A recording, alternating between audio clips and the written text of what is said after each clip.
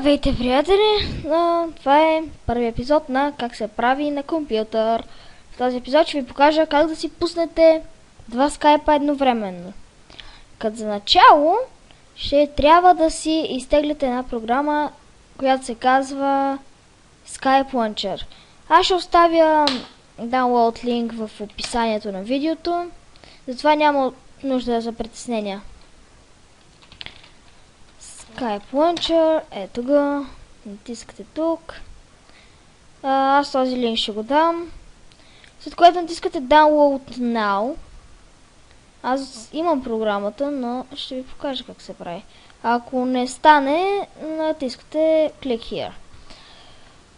Така, зареждате програмата, Run и оттам се оправяте.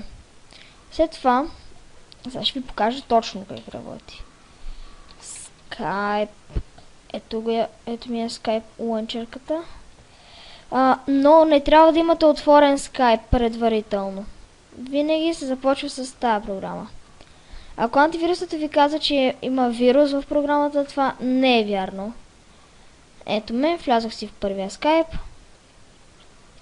Сега отново отваряте програмата. Чакате.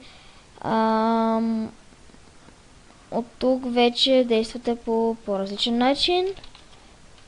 Влизате във втория скайп и впишеме.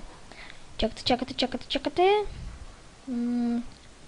И ето го. Два скайпа напълно едновременно, без вируси, без специални програми.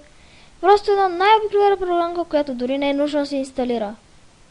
Ето, готови сме. След като оставя линка, можете само с едно докосване на мишката да си влезете в двата скайпа. До скоро чуване, my friends. Bye!